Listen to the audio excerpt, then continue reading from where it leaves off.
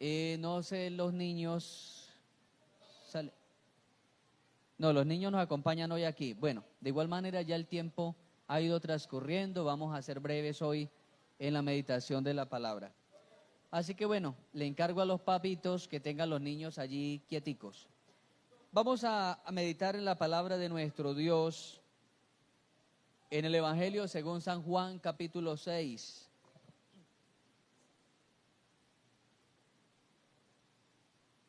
Evangelio según San Juan, capítulo 6, versículo 1 en adelante.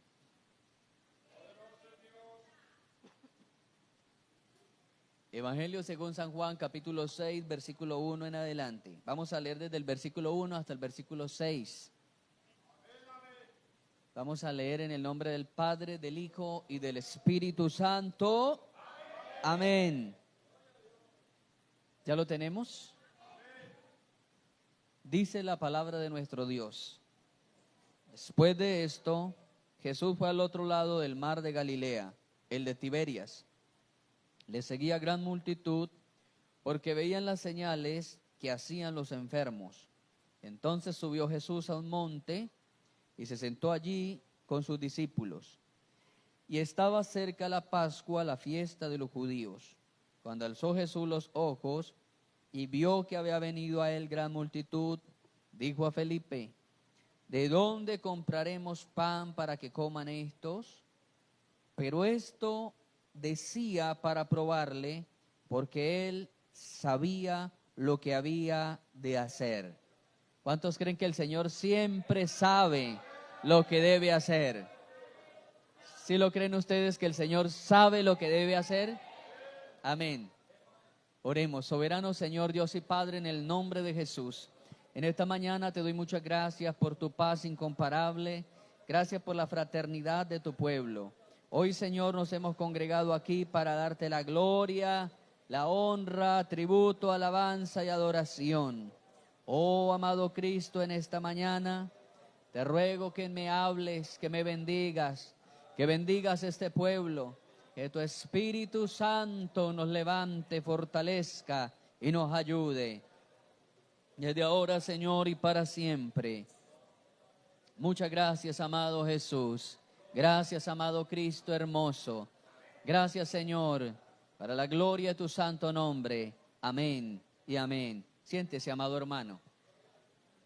No deje de bendecir el nombre del Señor, de glorificarlo, porque Él es bueno. He titulado a este pensamiento de hoy: Dios siempre tiene el control. Dios siempre tiene el control. Cuando nosotros escuchamos esa palabra, la palabra control, esa palabra nos trae mucha comodidad a nosotros, nos trae confianza, seguridad. Decir que algo está bajo control significa que todas las cosas andan bien, todo está marchando sobre ruedas. Cuando decimos que las cosas están en control, lo simulamos que la bendición está al lado de nosotros. Cuando hablamos de control, decimos la bendición está al lado de nosotros. Cuando las cosas andan en control para una persona se nota. La persona llega sonriente, caminando derechito, saludable. La persona se siente bendecido y uno, cuando las cosas andan en control, uno como que llega flotando, feliz, alegre, bendecido. Pero cuando las cosas se salen del control, cambia el aspecto físico, cambia las expresiones verbales, el caminado. La ciencia psicológica dice que cuando una persona pierde el control, al menos tiene 15 cambios físicos notables.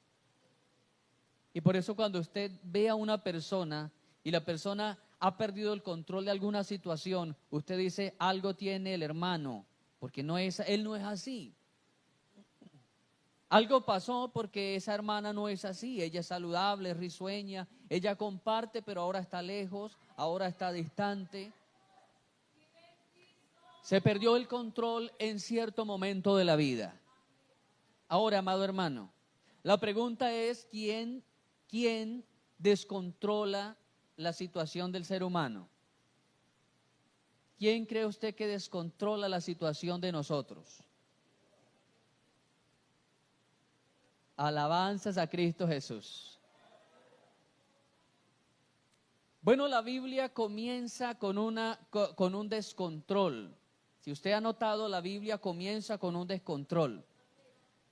La tierra estaba desordenada y vacía.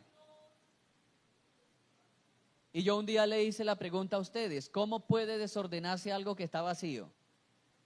¿Cómo se va a desordenar mi habitación si no hay cama, ni silla, ni espejo, ni nada? Si la habitación está vacía, ¿por qué estaba desordenada? ¿Por qué la tierra estaba desordenada si estaba vacía? Si no había medias, no había ropa, no había televisor, no había closet. ¿Por qué estaba desordenada la tierra si la tierra estaba vacía? Alabado sea el nombre del Señor. La historia del ser humano, la historia de este planeta comienza con algo que estaba fuera de control. Cuando Dios permite los fuera de control, esto lo permite para que nosotros conozcamos su enorme poder, su enorme misericordia. Ninguno podía ordenar esta tierra, porque la Biblia dice que la luz y las tinieblas estaban revueltas. Así como cuando, yo le puse un ejemplo a ustedes un día, como cuando el televisor pierde la imagen, que queda un revuelto de millones de pepitas blancas y millones de pepitas negras.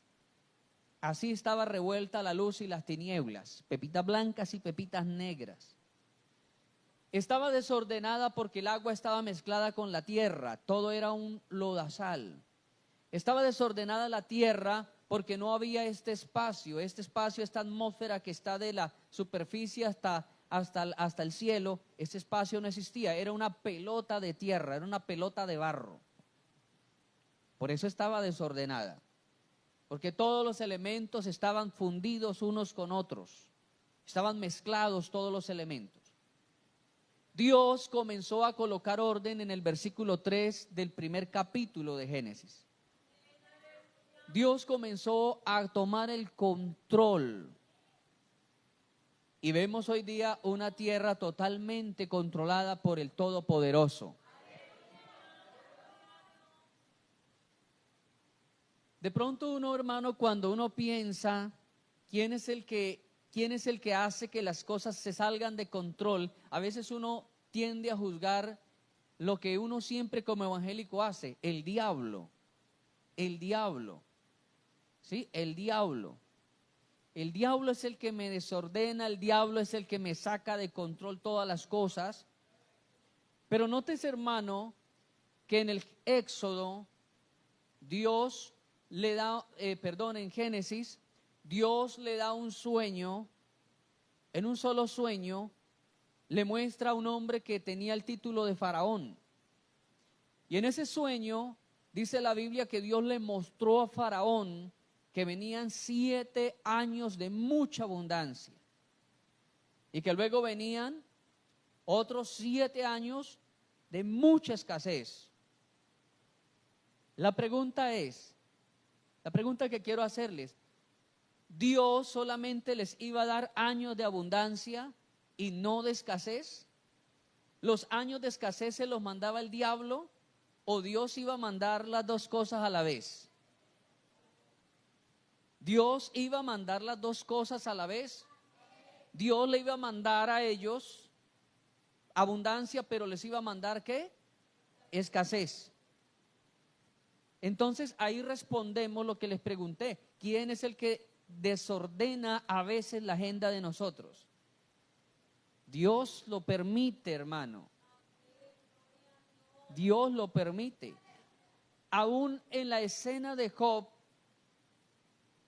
el diablo quiso también sacar a Job de control y vino como una flecha a desordenar la vida de Job, pero se estrella con un muro que Dios le había hecho alrededor de Job y tiene que irse el diablo Otra vez de volverse ante la presencia de Dios y decirle, quítale el cerco que le has puesto, porque ese cerco no me deja acercarme a Job.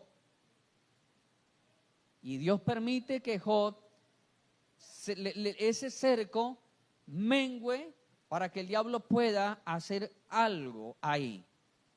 Ya luego vamos a hablar unos minutos después de Job, porque hoy vamos a tocar un poquito la vida de Job. Dios siempre tiene el control, hermano.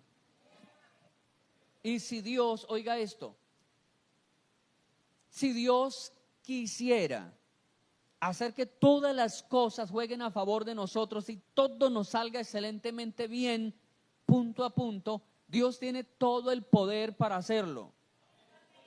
Él tiene todo el poder para hacer que se cumpla lo que usted le ha pedido y lo que ha deseado. Él tiene ese poder. Pero también Él tiene un tiempo perfecto para hacerlo. Él tiene un tiempo sabio y un tiempo perfecto para que eso que usted y yo anhelamos se cumpla o nosotros lo podamos ver como lo estamos clamando, como lo estamos pidiendo. En breves palabras, yo quiero contarles un testimonio, aunque algunas veces lo he contado, es el accidente que sufrió una de mis 5 hermanas. Tengo 5 hermanas y la hermana que está en medio de ellas sufrió un accidente. Una bala perdida le dio en la parte de atrás de la cabeza y el internista, cuando la llevamos al hospital universitario, el internista nos dice, la muchacha se va a operar, pero no vamos a correr con ninguna responsabilidad.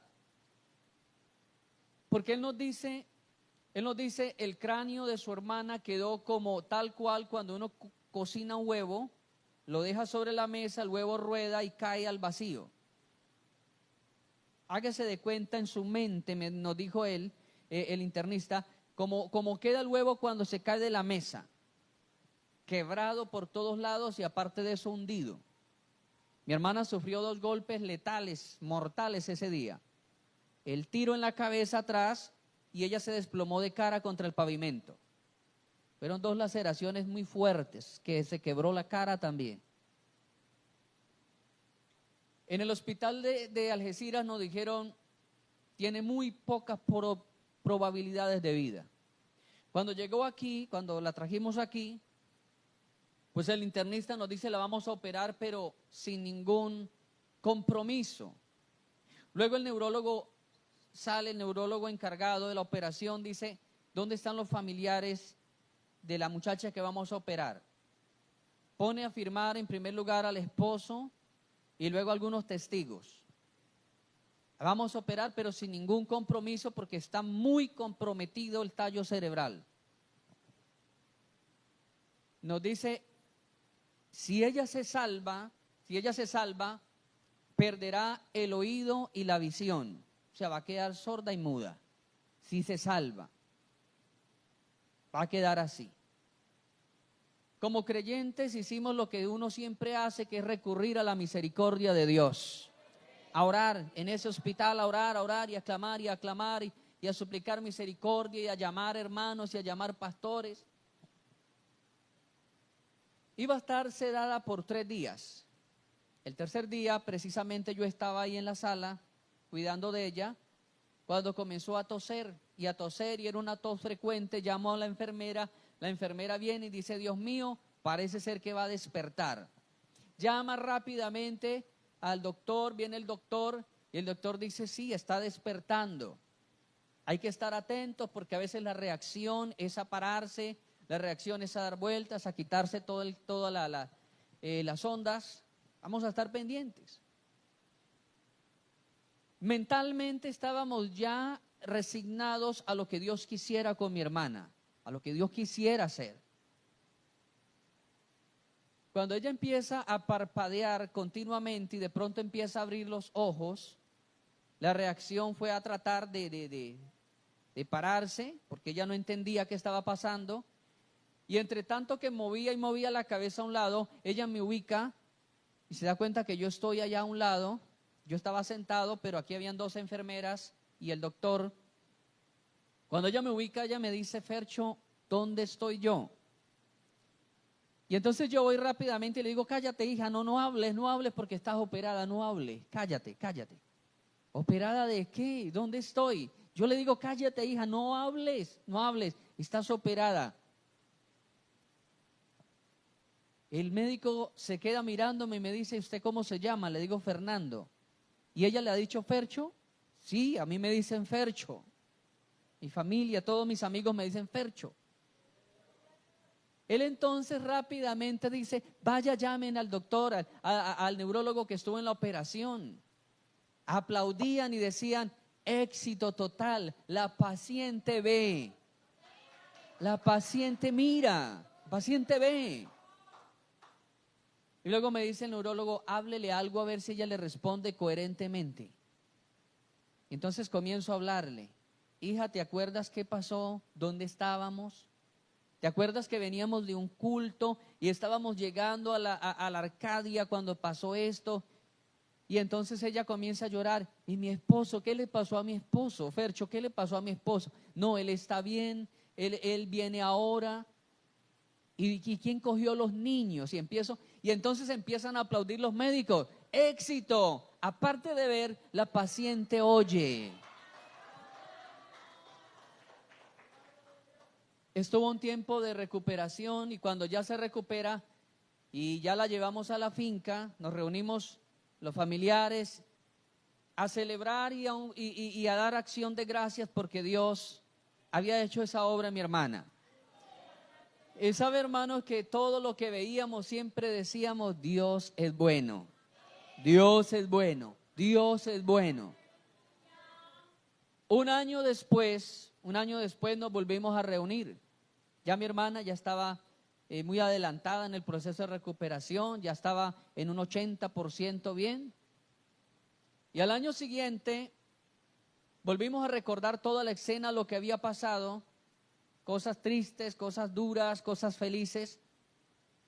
Y entonces yo le digo a mi familia, nosotros hace un año todo lo que el médico nos decía, decíamos, es que Dios es bueno, Dios es bueno, Dios es bueno, Dios es bueno. Pero ¿qué hubiera pasado donde mi hermana hubiera quedado sorda y muda?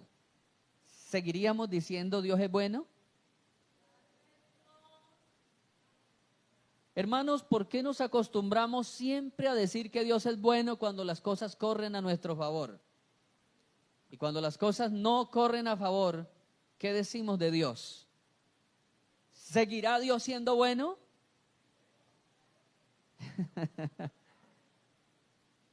Sí, hermano.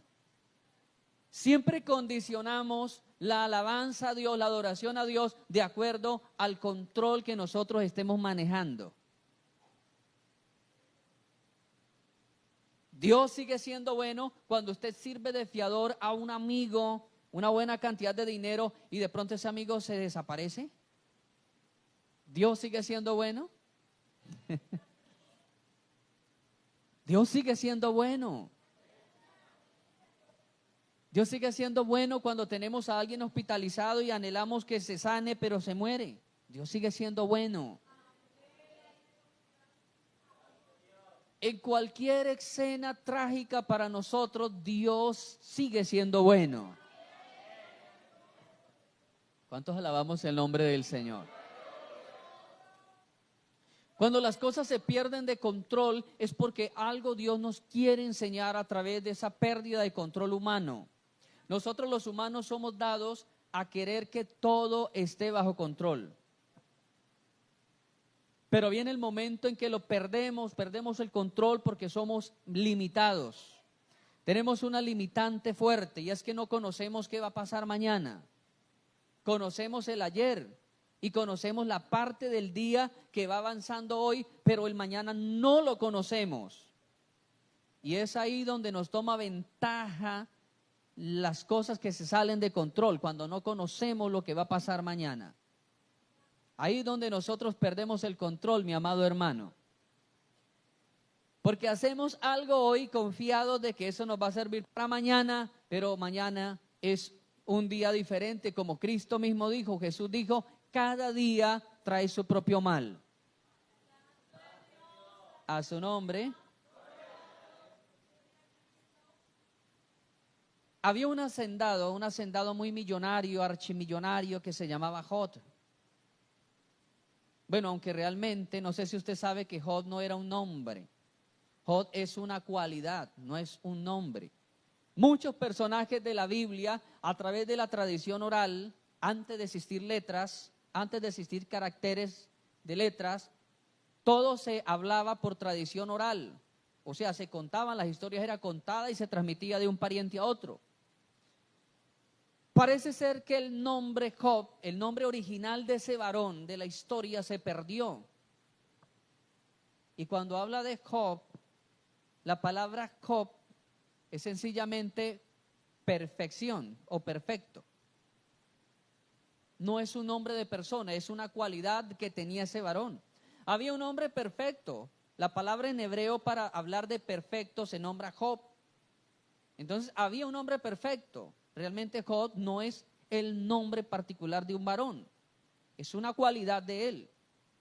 Había un hombre perfecto en tierra de Uz, y detalla la hacienda. Ya le hicimos un día la cuenta que tenía 11,000 cabezas de animales, que yo creo que no los hay aquí en el departamento del Huila. No hay un rico que tenga 11,000 cabezas de ganado, no lo hay.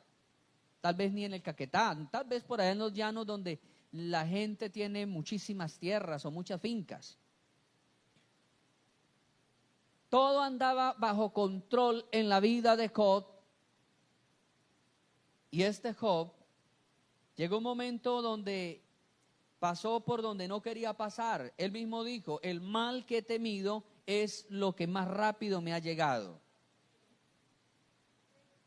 Es tremendo. ¿Cuántos alaban el nombre del Señor? A su nombre. Pero las cosas se salieron de control, del control de las manos de Job, porque la misma consagración y la misma manera de Job buscar de Dios había llevado a Job a un autoengaño.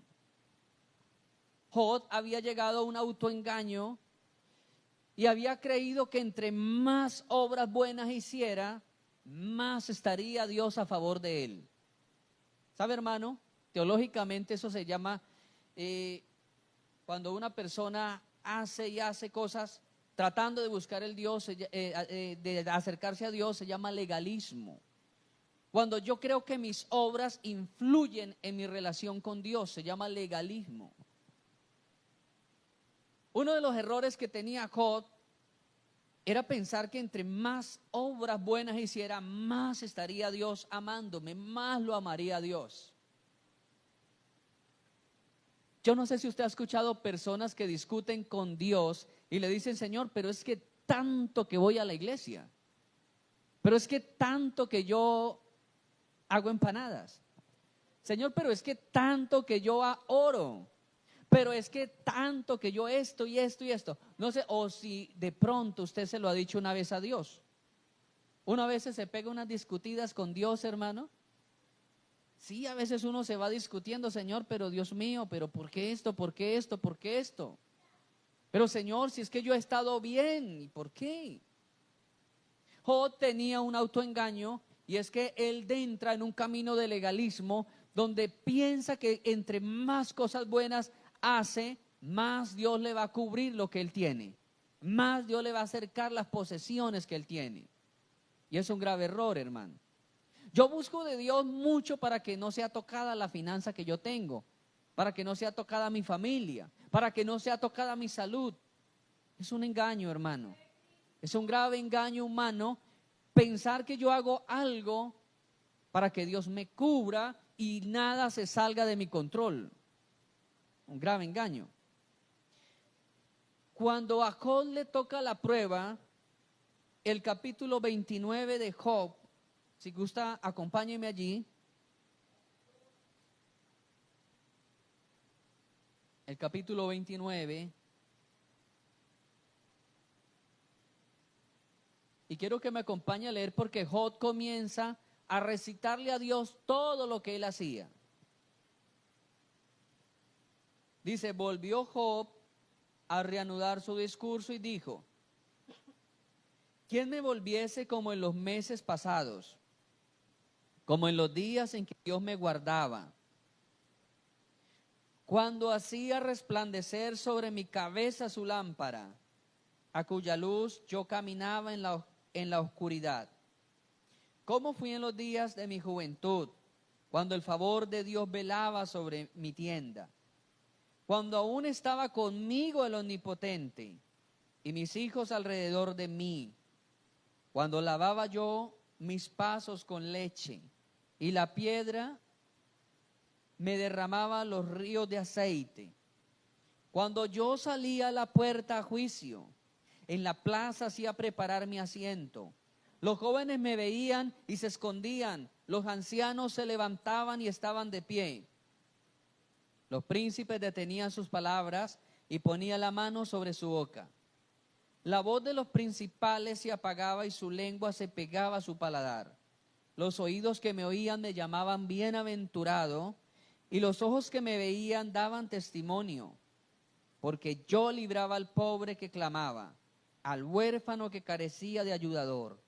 La bendición del que se iba a perder venía sobre mí, y al corazón de la viuda yo daba alegría.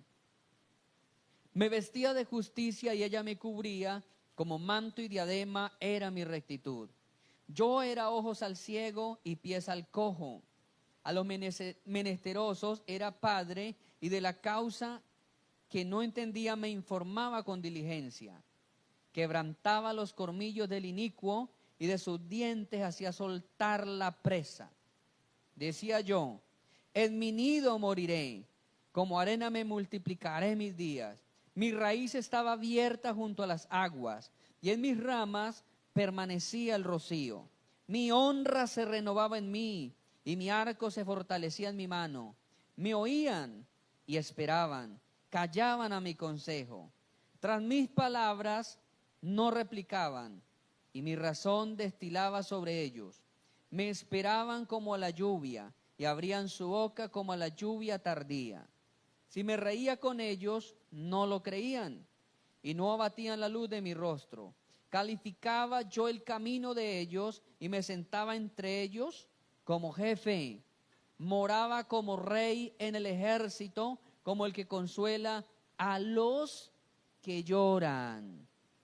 Oiga esto: pero ahora se ríen de mí los más jóvenes que yo, a cuyos padres yo desdeñaba poner con los perros de mi ganado. Se volteó totalmente la situación para Job. Si usted sigue estudiando el capítulo 30, se va a dar cuenta que todas las cosas ahora se vuelven contrarias.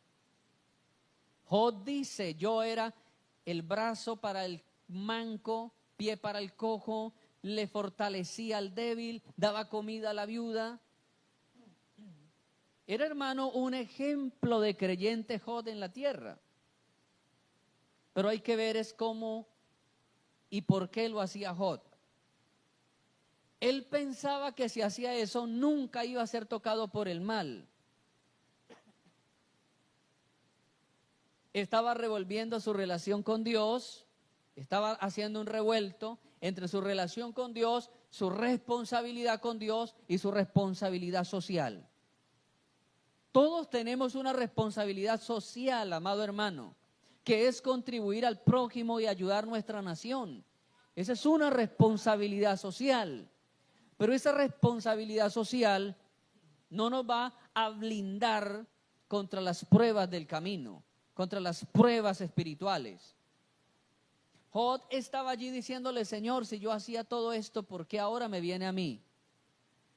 ¿Sabe, hermano, que el perder el control Job le demostró el inmenso amor de Dios hacia él?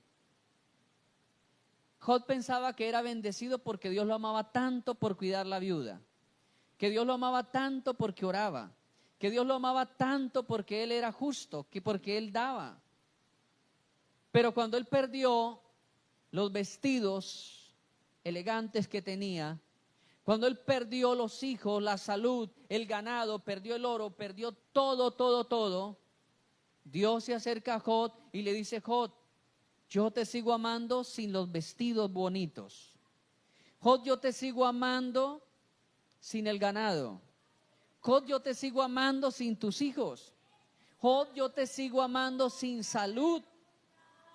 Te sigo amando sin la honra que tenías antes en el pueblo. Yo sigo siendo tu Dios, te sigo amando igual. ¿Cuántos se gozan por eso, hermano? Hermano, cuando uno pierde el control de alguna situación, Dios sigue amándonos.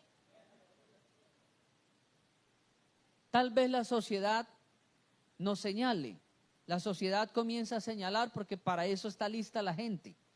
Para señalar, porque la gente simula que si alguien está bien, o sea, tiene todo bajo el control, la gente simula que es sinónimo de bendición. ¿Cómo está de bendecido el hermano? ¿Cómo está de bendecida la hermana? Pero si ese hermano o esa hermana llegara a perder lo que tiene, el sinónimo de bendición, Dios sigue amándolo también. Dios sigue bendiciéndolo también. Mi hermano, Dios siempre tendrá el control de todas las cosas. En el tiempo de Daniel, Daniel estudia las palabras del profeta Jeremías y Daniel entra muy preocupado porque en ese mismo año se cumplen los 70 años de la deportación. Y Daniel lo que observa es un imperio muy fuerte. Daniel observa un imperio muy fortalecido. Y Daniel dice, ¿ahora qué vamos a hacer? Dios dijo que 70 años y este año se cumplen los 70, pero en vez del imperio de favorecerse, el imperio se va fortaleciendo más. Y entra en un ayuno y comienza a ayunar y a pedir y a decir, Señor, lo que hablaste por el profeta Jeremías era que a los 70 años se cumplen los 70 años ahora. ¿Y qué va a hacer de tu pueblo? Y comienza, tal vez Daniel dijo, yo le voy a recordar a Dios. Voy a recordarle a Dios porque tal vez Dios se ha olvidado de nosotros. Pero lo que Daniel no sabía es que al otro lado del mundo habían dos naciones que estaban haciendo diálogos, estaban hablando y eran dos naciones que en su tiempo eran pequeñas, pero ahora estaban tramando un plan. El plan era unirse y derrocar a los babilonios. Se llamaban los medos y los persas. Mientras Daniel estaba en esos 21 días de ayuno, al otro lado del mundo, los medos y los persas estaban haciendo negociaciones y estaban haciendo Juegos Olímpicos para ver quién sería el gobernante, porque ambos querían poner rey. Ambos querían poner rey, pero tenían que disputar quién va a comenzar a poner rey. Y todo eso estaba pasando mientras Daniel no se estaba dando cuenta. Daniel pensó, Dios no se acuerda, Dios no se acordó. Se pasaron los 70 años y Dios no se acuerda. Pero al otro lado, Dios estaba ubicando las fichas. Dios estaba ubicando las fichas para que su palabra se cumpliera en el tiempo exacto, amado hermano. Y Daniel estaba muy preocupado, estaba en ese ayuno cuando lo mandan a llamar. Daniel, el rey te necesita en la corte real. A esta hora, la madrugada. Sí, a esta hora. ¿Y eso qué pasó? Vaya rápido porque apareció una mano flotante y escribió escribió un texto y ese texto ninguno lo puede descifrar. Y se va Daniel. Y la sorpresa, hermanos, es que en esa escritura decía, pesado ha sido en balanza y ha sido hallado falto. Tu reino será partido y entregado a los medos y a los persas. Tal vez Daniel diría, wow, yo pensé que a Dios se le había olvidado lo que había dicho por el profeta Jeremías. Ahora estaban fortalecidos, se veían bien, porque estaba embriagándose el rey, los príncipes, los generales. Eso era sinónimo de que todo estaba marchando bajo el control del imperio. Pero lo que no sabían es que meses atrás la historia dice que había llegado un verano tan fuerte, uno de los más potentes que ha sufrido la parte del Oriente Medio, un verano tan fuerte que el río principal de Babilonia estaba prácticamente seco, se había secado, pero ese verano había sido proporcionado por Dios, porque por el canal del río fue donde entraron los medos y los persas a Babilonia. Entraron por el canal del río seco. Dice la historia que los hombres más valientes mataron los guardias de la puerta, abrieron la puerta principal y entró todo el ejército. La misma noche que Daniel leyó esa escritura, esa misma noche fue invadida la ciudad de Babilonia. Dice la Biblia que esa misma noche se coronó Darío de Persia como rey del imperio, esa misma noche. Fue el único imperio que fue derrocado sin haber guerra, porque la historia dice que fue tanto el pánico del rey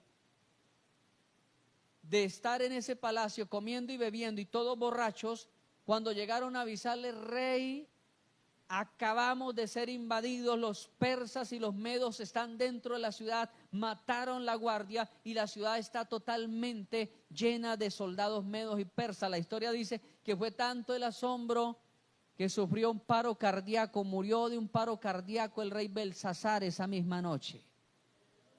Por eso no se registra ninguna guerra entre los medos y los babilonios. Esa misma noche, de la lectura de ese texto, de esa frase, esa misma noche, dice la Biblia que se coronó como rey Darío de Media, ahí sobre Babilonia. Hermanos, Daniel pensaba que no iba a pasar nada, pero él no sabía todo eso, que el verano que venía atravesando la región, Dios lo había enviado para secar el río, que al otro lado estaban haciendo negociaciones. Hermano, y tal vez nuestra situación esté embolatada a nuestra vista. Tal vez esté muy embolatada, tal vez no estemos viendo lo que está pasando allá detrás de las cortinas de Dios. Tal vez usted está muy preocupado por sus hijos, muy preocupada por la situación económica, muy preocupado por la situación física, la situación espiritual. Pero allá detrás de toda esa situación están las manos de Dios tejiendo un plan, tejiendo un propósito, obrando en su tiempo. Amado hermano, no hay que desmayar ni desfallecer. Aunque usted vea esta situación que está lejos de lo que usted quiere, puede estar más cerca de lo que usted ha llegado a pensar. La victoria, el triunfo puede estar allí cerca de nuestras vidas. ¿Cuántos lo creen? Yo quiero invitarle a estar de pie en esta hora. Por un momento, hermano, vamos a levantar nuestras manos y le vamos a decir a Dios que nos ayude a esperar el tiempo perfecto de Él. Digámosle: Señor, ayúdame a esperar ese tiempo perfecto. Ayúdame a esperar ese tiempo, Dios mío, donde tú coordinarás todas las situaciones. Aquella situación que siento que se me ha salido de mi dominio. Aquella situación que siento que se me ha salido de control. Oh, ayúdame, mi Cristo hermoso. Ten misericordia, amado Señor.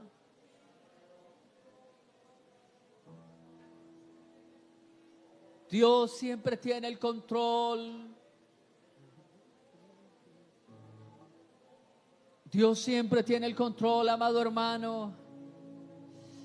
El libro de Eclesiastés dice que Él crea lo derecho, pero que Él también ha creado lo torcido. Tal vez esté llevando cargas del pasado. Te estés recriminando por los errores financieros que has tenido. Te estés recriminando por los errores amorosos que has tenido. Te estés recriminando por los errores familiares. Tal vez tengas allí una carga difícil. Estés llevando una carga del pasado, o estés llevando una carga del presente. Y tal vez ya te has echado al hombro el futuro también. Vives con temor, vives con ansiedad. Vives allí con un corazón totalmente cargado de dificultades. Señor, tal vez las cosas no han salido como yo las he planeado. Tal vez las cosas no han salido como las hemos medido.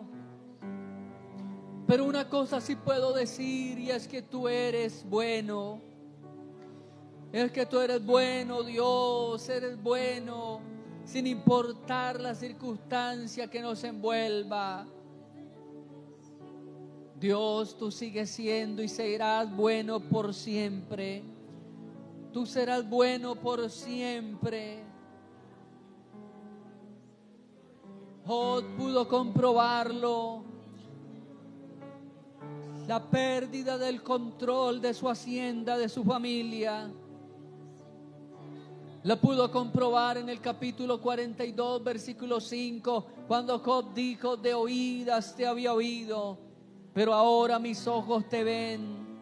Había oído de un Dios bueno y maravilloso, había oído de un Dios justo y poderoso, pero ahora lo estaba viendo su poder, estaba viendo que Él había obrado así para hacerle entender que sin nada de lo material le seguía amando, que sin nada de lo material Él seguía favoreciéndolo. Tú has sido comprado por esa sangre preciosa derramada en la cruz. Tú has sido comprado a precio de sangre. Tal vez la sociedad hoy día dice que nosotros valemos según lo que tenemos. Pero la Biblia dice que de tal manera amó Dios al mundo, que ha dado a su Hijo unigénito para que todo aquel que en Él cree no se pierda, mas tenga vida eterna. Gracias Dios por la vida eterna. Gracias Dios. Porque desesperarme. Aleluya.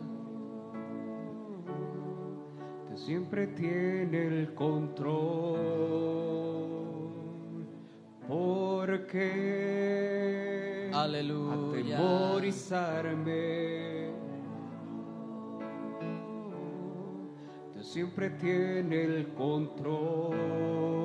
Créelo, amado hermano. Porque cuestionarle, Dios siempre tiene el control. Sí, mi Dios. Porque desesperarme, Dios siempre tiene el control. Porque atemorizarme, Dios siempre tiene el control.